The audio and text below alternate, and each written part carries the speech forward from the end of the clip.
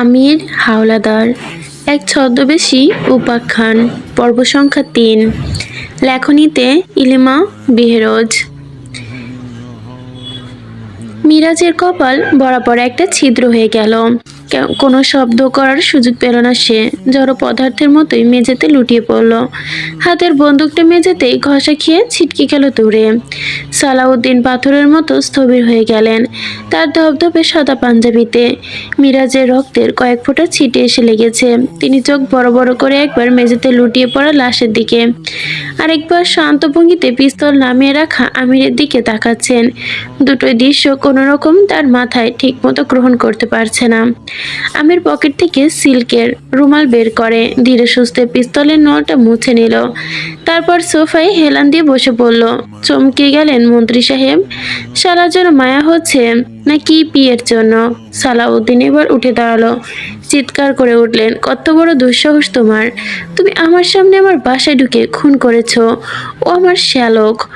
ও এই সরকারের এই দু একটা ইঁদুর ছিল, যে ইঁদুর আপনার গোডাউনের তালা ফুটো করে সব ধান অন্যকে পাচার করছিল। আপনার ভাষার দড়ি বুনছিল। সালাউদ্দিন থমকে গেলেন। রাগে দাউ দাউ করা আগুনটা নিভে গেল।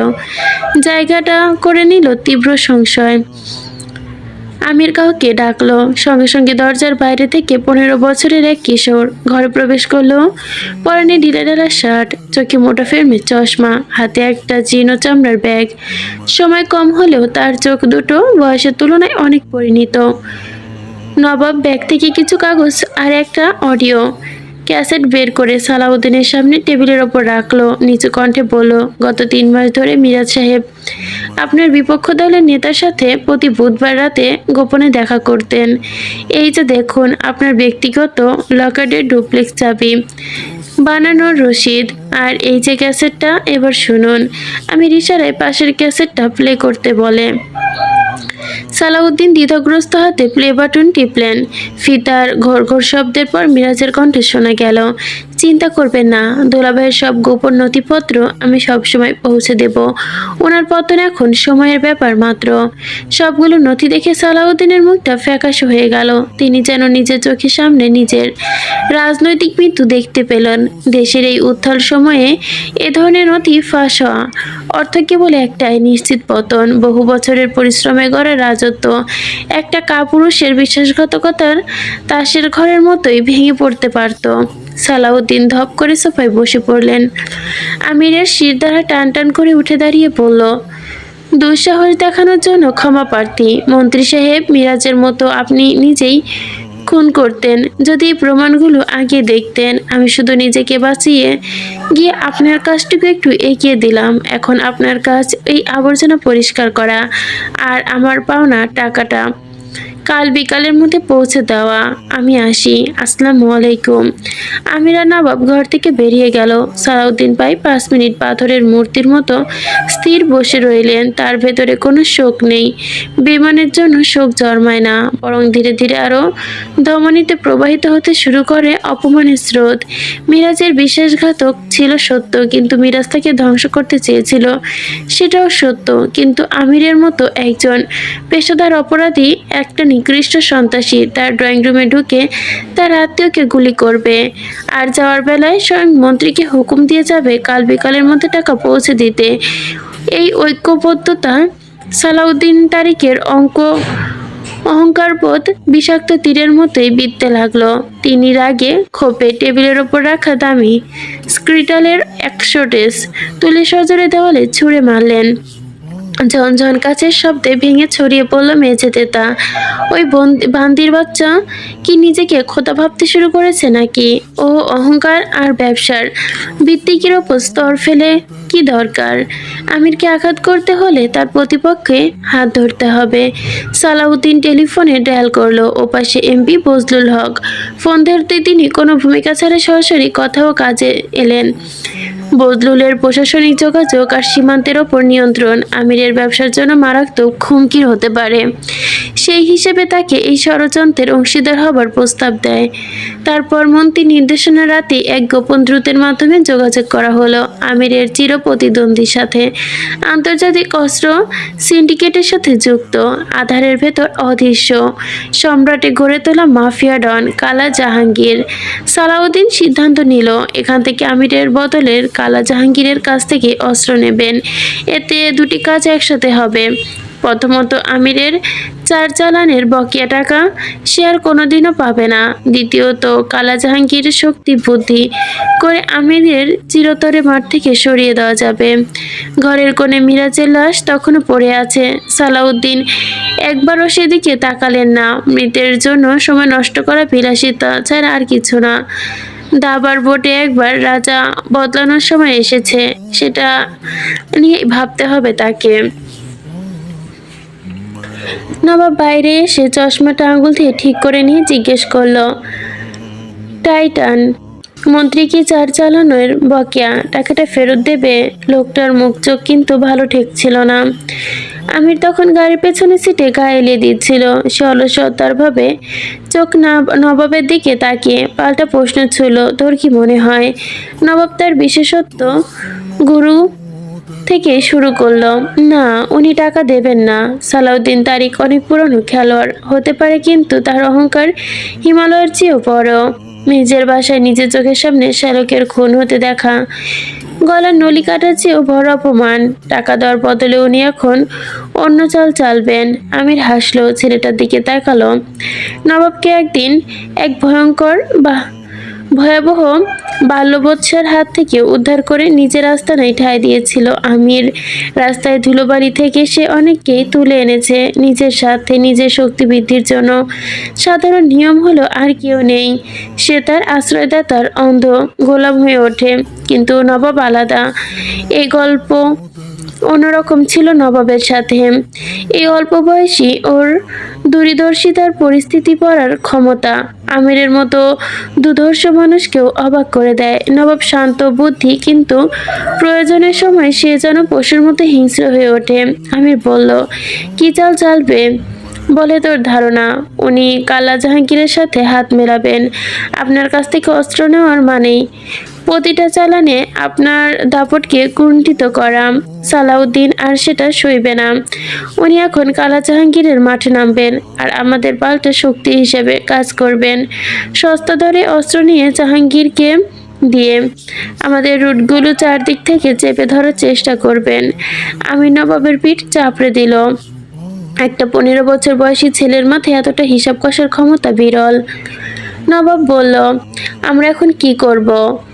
টাইটান, কালা জাহাঙ্গীর এমনিতে আমাদের রুটগুলো দখল করার সুযোগ খুঁজছে।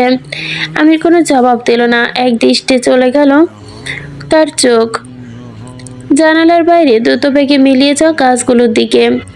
পথে অফিসের সামনে গাড়ি থামতেই আমির নেমে পড়ল। আলমগীরকে দেখা মাত্র সরাসরি কাজের কথায় চলে এলো। শেখের জন্য সে দুটো মেয়ে আনা হয়েছে, তাদের মধ্যে কার নাম নীলুফা। আলমগীর একটু অপ্রস্তুত হয়ে উত্তর দিল, নাম তো এখনো জানা হয়নি, আমি এখনই লোক পাঠিয়ে জেনে নিয়েছি, জেনে দ্রুত আমাকে জানাও। আলমগীরের কপালে চিন্তার ভাঁজ পড়ল। সে কৌতূহল হয়ে জিজ্ঞেস করলো, হঠাৎ নাম জানতে চাইছিস কেন? আমার সন্দেহ হচ্ছে ওই দুটো মেয়ের মধ্যে পদ্মজার কলেজ বন্ধু থাকতে পারে। আলমগীর চমকে ওঠে, সে কি? নাকের ডগায় একটা তিল যে ওই মেয়েটা? আলমগীরের চোখেও দুশ্চিন্তা ঘনাতে লাগলো। সে গোডাউনের মেয়ে দুটোকে খাঁচাবন্দি করে রাখা হয়েছে। আমির সেখানে কিছুক্ষণের জন্য গিয়েছিল। লোহার গ্রিলের ছিদ্র দিয়ে তারা কি আমিরকে দেখে ফেলেছে? যদি ওইখানে সত্যি নীলুফা থেকে থাকে আর সে যদি আমিরকে না দেখে থাকে, তবে তাকে ছেড়ে দেওয়া সম্ভব হলেও হতে পারে। কিন্তু যদি দেখে থাকে? মাথার ওপর তখন ঠিক মাঝ আকারে সূর্য। বারান্দায় পা রাখতে এক ঝলক তপ্ত বাতাস হু করে পদ্মজার অবদ্ধ আঁচলটা জড়িয়ে ধরল। বাইরে খাখা করছে রোদ্দুর। কোনো একটা ঘুটঘুটে অন্ধকারে সুর ভেসে চলেছে। হানি খালা রেলিং ধারে সামান্য ঝুঁকিয়ে নিচের দিকে তাকাতে কাঠফাটা রোদ্দুরে গ্যারেজে রাখা আমিরের দুটো গাড়ি দামি আয়নার মতোই চকচক করছে। রোদ ঠিকরে চোখের ধাঁধা লাগিয়ে দিয়েছে। সে উজ্জ্বলতার দিকে তাকিয়ে তিনি হুট করে গম্ভীর হয়ে গেলেন। বললেন, হ্যাঁ রে পদ্মজা, জামাই ধরে ভালোবাসে তো, ঠিকঠাক যত্ন করে তো। বড়লোকদের কিন্তু চরিত্র ভালো হয় না। কথাটি বললেই পদ্মজার দিকে তাকালো। পদ্মজা শাড়ির আঁচল টেনে মাথায় তুলে জবাব দিল, জি খালামণি, বাসে। হানি পদ্মজার কাছে এসে এগিয়ে গলা স্বর নামিয়ে অভিজ্ঞ মানুষের মতোই বললেন, শোনো মা, প্রথম কয়েক বছর সবাই মাথায় তুলে রাখে, রূপ যতই থাকুক, জামাই যতই চোখে হারাক, পুরুষ মানুষের মন কিন্তু বেশি দিন এক জায়গায় থিউ থাকে না। এদের মন হইল চৈত্র মাসের বাতাসের মতো, অন্য কোনো ফুলের সুবাস পেলে ঠিক দিক পাল্টায় ফেলে। পদ্মজা দু চোখ অস্বস্তির ছায়া পড়ল। হানি বলতে থাকলেন, তাবিজ টাবিজ আছে তো ঘরে? শাকুনিরা সবসময় সুযোগের অপেক্ষায় থাকে। ঘম সামলাতে শুধু ভালোবাসা দিয়া কুলায় না। আমি তোকে দুটো তাবিজ এনে দিব, বিছানার দিয়ে নিচে কিংবা আলমারির কোণে লুকিয়ে রাখিস, যেন জামাইয়ের মন কোনোদিনও অন্যর দিকে না ঘোরে। আর কোনো বাইরে কুদৃষ্টিও যেন তোর সংসারে না পড়ে, তোর সংসারটা জানি তছনছ করতে না পারে। পদ্মজা মাথা নাড়ল, যদিও তার মন এসব মানতে সায় দিচ্ছিল না। ভেতরে এসে ড্রয়িং রুমের সোফায় গা এলিয়ে দিল হানি। পানদানিতে নিজের কাছ থেকে নিয়ে দক্ষ হাতে সুপুরি কাটতে কাটতে বললেন, আমার কথাগুলো আজ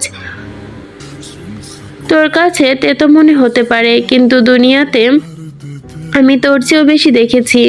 পুরুষ মানুষ হলো খোলা আকাশের চিল, এরা বাড়িতে ফেরে শুধু ডানা চিরোতে, কিন্তু এদের শিকারের নজর সবসময় থাকে দূরে কোনো ক্ষেতের দিকে। পদ্মজা এবার প্রতিবাদ জানিয়ে বলল, সবাই তো আর একরকম হয় না খালামণি। আপনাদের জামাই অফিস শেষে এক মুহূর্ত দেরি করে না, সোজা বাড়ি চলে আসে। হানি এবার তার ছেলের হাসি হাসলেন, পানের পিচকারি ফেলার আগেই বললেন, এটা ওদের কৌশল রে পাগলি। যখন দেখবি হঠাৎ বেশি বেশি সোহাগ দেখাইতেছে, তখন এই বুঝবি মনের ভেতর কোনো চোর লুকায় আছে।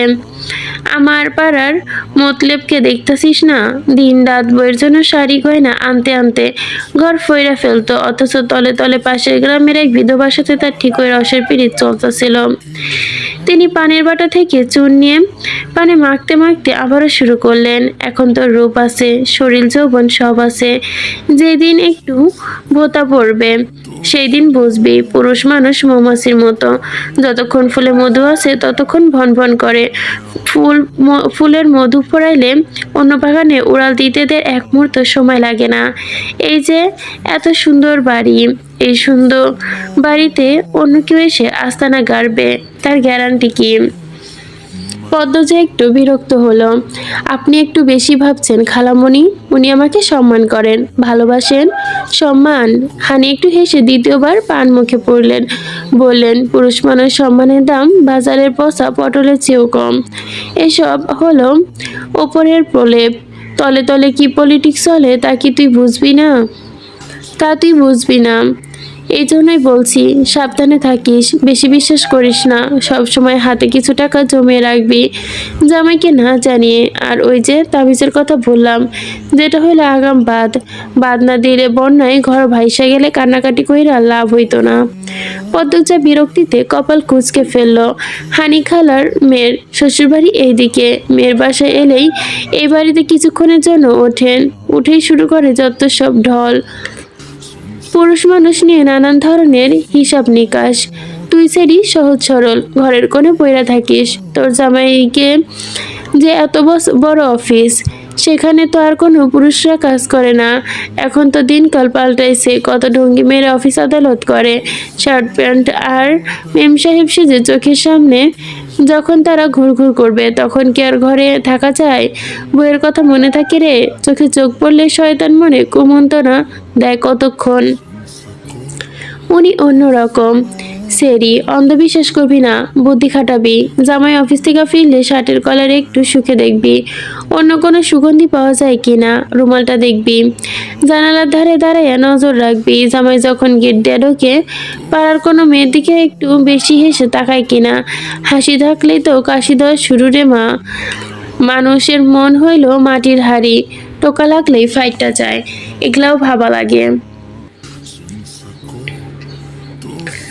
পদ্মজার কপালে চিন্তার রেখা দেখা দিলে হানিখালা তৃপ্তির হাসি হাসেন, বললেন, ভয় দেখাচ্ছি না রে পদ্ম, বুদ্ধি দিতাছি। আগাম সাবধান থাকা ভালো। আর শুধু নজরদারি করলেই হবে না, পুরুষ মানুষের হাতে মুঠোয় রাখায় আসল জাদু হলো সোহাগ। তার শরীর আর মন দুইটাই তোর দখলে রাখতে হইব। দেখিস যেন কোনোদিন অতৃপ্ততে মনে ঘর থেকে না বাইর হয়। পদ্ম যেবার লজ্জায় লাল হয়ে গেল, মাথা নিচু করে নিল।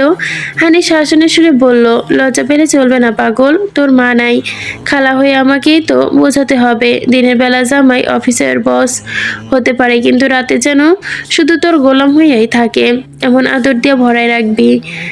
মনা ঘর থেকে উকি দিচ্ছে যেন। পদ্মচা মিনমিন করে বলল, বাদ দেন না খালামণি।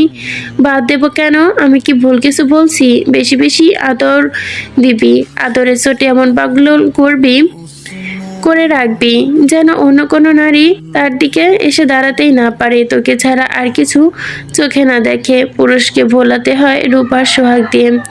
রূপ তোর আছে, তাতে সন্দেহ নাই, সোহাগটাও লাগবে।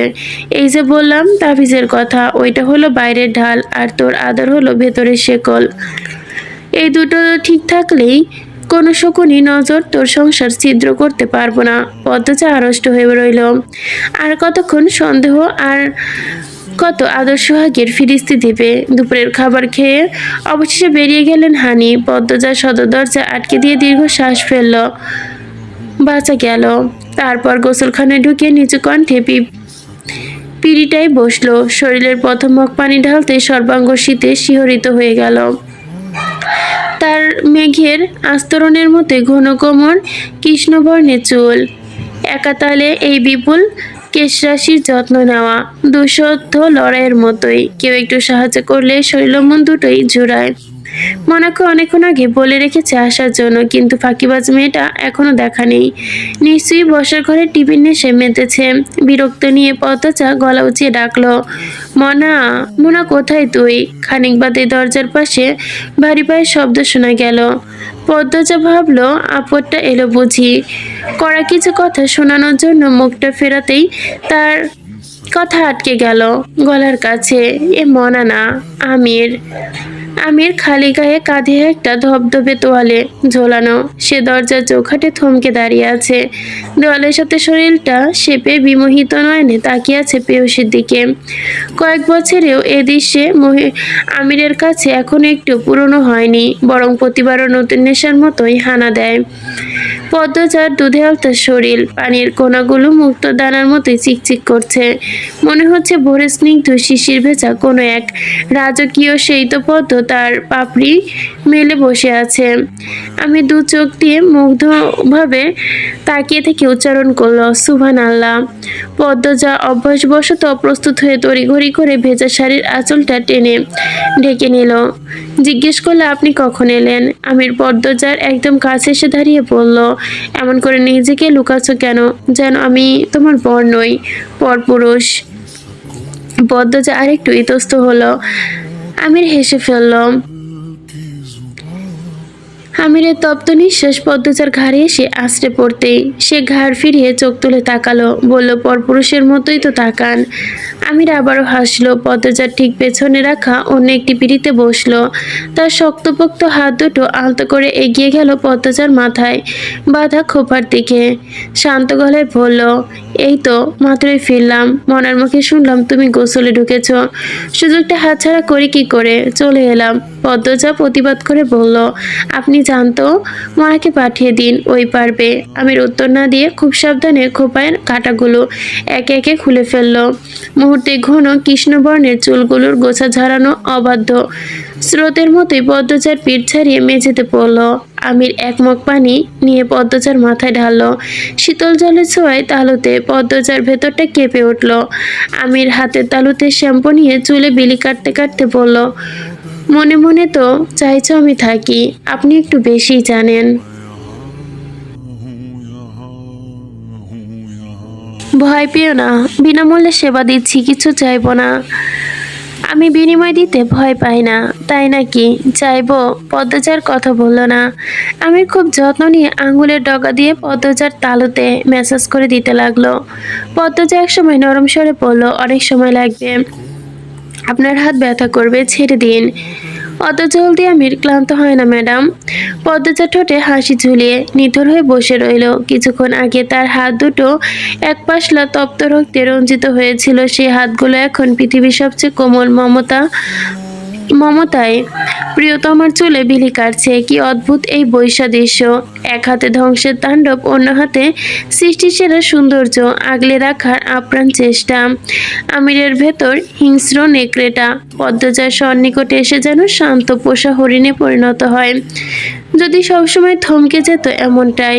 হঠাৎ একটা আতঙ্ক আমিরের হৃৎপিণ্ড খামচে ধরল। পদ্মজাকে হারানোর ভয়টি ইদানিং তাকে ছায়ার মতো করেই তাড়া করে ফেলে। কাস্টমস কমিশনার তার নারী পাচারের নথিগুলো গুলিয়ে ফেলেছে। যে কোনো মুহূর্তেই সব সত্য সূর্যের মতোই আলোর মতো পরিষ্কার হয়ে সামনে আসবে। যদি এই ঝড় সে থামাতে না পারে, পদ্মজার চোখে নিজের বীভৎস রূপটা আড়াল করতে সে এ পর্যন্ত কত অভিনয় করেছে, কত লাশ ফেলেছে, আর কোনো ইয়াত্তা নেই। কেবল এই একটি মানুষের জন্য হারানোর ভয়। আমির একাই এক নরক গুলজার করে রেখেছে। চুলের ফেনাগুলো স্বচ্ছ জলের ধারায় দেহ পরিষ্কার হতে আমির হঠাৎ পদ্মজার ভেদা মাথাটা নিজের বলিষ্ঠ বাহুতে সজোরে চেপে ধরল। পদ্মজা খানিক অবাক হলেও নিজেকে সরিয়ে নিল না। আমিরের আকস্মিক অস্থিরতা তাকে বিচলিত করলো। সে ঘুরে বসে আমিরের বাহুতে মাথা ঠেকিয়ে মৃদুস্বরে শুধালো, কি হয়েছে আপনার? আমির কোনো উত্তর দিল না। পদ্মজার ভেজা চুলে চুমু খেয়ে বিড়বিড় করলো, কিচ্ছু না, কিছুক্ষণ এইভাবেই থাকো। পদ্মজা আমিরের বাহু ধরে নিশ্চুপ হয়ে রইল।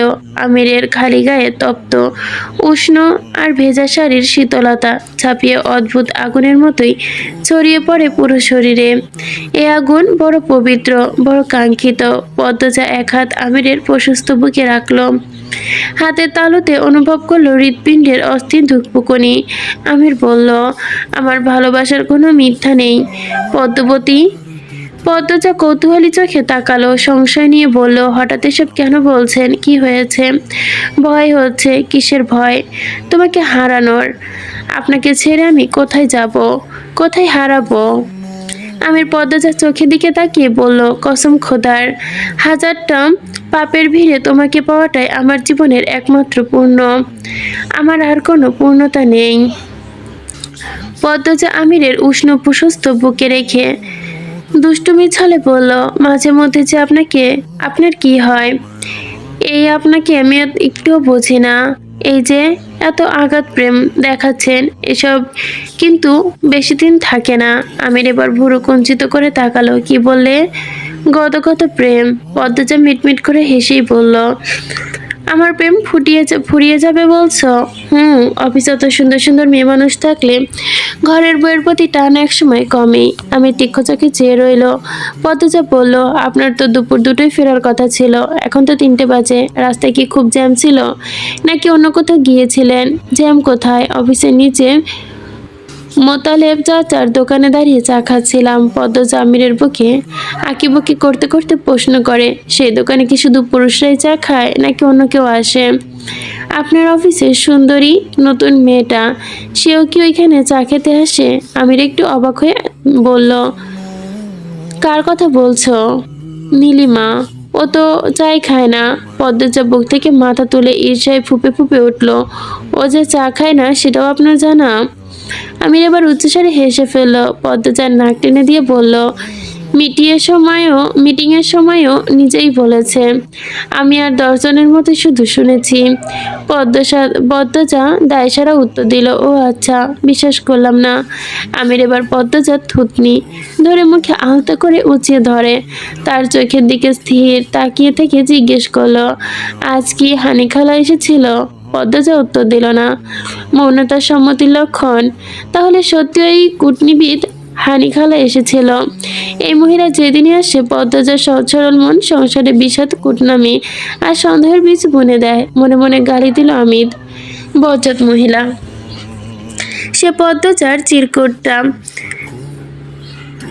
চিবুকটা নাড়িয়ে দিয়ে বলল, তোমার কি হিংসা হচ্ছে? আচ্ছা, তুমি চাইলে কাল ওই মেয়েটাকে চাকরি থেকে ছাড়িয়ে দিব। পদ্মজা একটু থমকালো, তারপর আমিরের ভেজা বুকে আঙ্গুল বোলাতে বোলাতে নরম স্বরে বলে, থাক, লাগবে না। মিছি মিছি মেয়েটা চাকরি যাবে, কত ভোগান্তিতে পড়বে কে জানে। আমির দরাজ গলায় জিজ্ঞেস করলো, তা তোমার সেই মহাজ্ঞানী হানি খালা আর কি কি বীজ ঢালছে কানে? শুনি একটু। বলল যে দুটো তাবিজ এনে দিবে, বিছানার নিচে আর আলমারিতে লুকিয়ে রাখতে, যেন তোমার ওপর কোনো শকুনি নজর না পড়ে, আর আমাদের এই সাজানো সুখী সংসারে যেন কেউ আগুন দিতে না পারে। আমির অট্টহাসিতে ফেটে পড়ল। পদ্মজা নিজেও হাসি চেপে রাখতে পারল না। তার ঠোঁটের কোণে এক চিলতে মুচকি হাসি ফুটল। শত চেষ্টা করেও সে নিজের মুখের বিকৃতি করে কৃত্রিম অভিমান ধরে রাখতে পারল না। আমির হাসি থামিয়ে পদ্মজার দুগালে নিজের হাত বাড়িয়ে নাকে নাক ঘষে গাঢ় স্বরে বলল, কোনো তাবিজ লাগবে না। তাবিজ ছাড়াই আমার এই হৃদয়, আমার হাসি, আমার অনুভব তোমার নামে প্রথম কেঁপে উঠেছিল। ঠিক তেমনই তোমার প্রথম লজ্জা, প্রথম শিহরণ, প্রথম হৃদস্পন্দন শুধু আমার নামেই হয়েছিল। বলতে বলতে আমিরের হাসিটা আচমকা মিলিয়ে গেল। তার কপাল কুঁচকে এলো, চোখের মণি দুটো যেন হয়ে উঠল ক্ষীণ। সে হঠাৎ গম্ভীর গলায় প্রশ্ন করে, আমি প্রথম পুরুষ যার জন্য তুমি প্রথম লজ্জায় লালিত হয়েছিলে? প্রশ্নের এমন আতর্কিত ধরনের পদ্মজা থমকে গেল। স্বামীর চোখের দিকে তাকিয়ে স্বতঃস্ফূর্তভাবে বলতে গেল, আর কে হবে? বাক্যটা শেষ হবার আগে অবচেতন মন তাকে টেনে নিয়ে গেল কয়েক বছর আগের এক ধূসর অতীতে। চোখের সামনে ভেসে উঠল সুদর্শন লিখন শাহ। মনে পড়ে গেল সে প্রথম পাওয়া নিষিদ্ধ চিঠির কথা। পদ্মজার কথার মাঝে আকস্মিক থমকে যাওয়া আমিরের চোখের এড়ালো না। সে শীতল কণ্ঠে বলল, থামলে কেন পদ্মজা? আর কে হবে বলে কার কথা মনে পড়লো তোমার? গলার ভেতর তো একটা নাম আটকে গেল মনে হচ্ছে, নামটা বের হচ্ছে না কেন? পদ্মজা একরাশ ব্যথা আর আরতি নিয়ে আমিরের দিকে তাকালো। অতীতে কোনো প্রেম ছিল না, কোনো গভীর অনুরাগও ছিল না। ছিল কেবল এক কিশোরী মনে সামান্য কৌতূহল, যে মেয়েটি ত্রিসীমানায় কোনো পুরুষ কোনোদিন পৌঁছাতে পারেনি। সে কোনো সুদর্শন লিখন শাহের প্রেমের চিঠিটা কিশোরী পদ্মজাকে অদ্ভুত শিহরিত করেছিল। সে বারবার চিঠিটা পড়েছিল, আনমনে হেসেছিল। সেখানে কোনো পাপ ছিল না, ভালোবাসা তো বহুদূর। কিন্তু আজ আমিরের সন্দেহের কাঠগড়ায় দাঁড়িয়ে সেই ছোট্ট স্মৃতিটাই যেন এক বিষাদ অপরাধের মতো ধরা দিল। আমিরের বুকের ভেতরটা তখন রাগে যন্ত্রণায় মুচড়ে উঠল। পদ্মজার চোখের অস্বস্তি, স্মৃতির গভীরে তলিয়ে যাওয়া দৃশ্যটা তাকে পুড়িয়ে খা করে দিচ্ছে। লিখন শাহ পদ্মজার হৃদয়ে থাক বা না থাক, সে যে পদ্মজার স্মৃতির একটি অংশ ভাগ বসে রেখেছে, তার প্রথম লজ্জার ভাগিদার হয়েছে। এই সত্যটা আমিরকে কুরে কুরে খেতে লাগলো। মুহূর্তে আমিরের মেজাজ সপ্তমে চড়ে গেল। তার ভেতরে হিংস্র পুরুষটা জেগে উঠল। সে তার প্রিয়তমার সামান্যতম অংশ অন্য কারোর সাথে ভাগ করে নিতে রাজি নয়। সে ঝট করে উঠে দাঁড়ালো, রূঢ় স্বরে বলল, শাড়ি পাল্টে ভালো করে চুল মুছে নাও, ঠান্ডা লেগে যাবে বলে হনহনিয়ে বেরিয়ে গেল।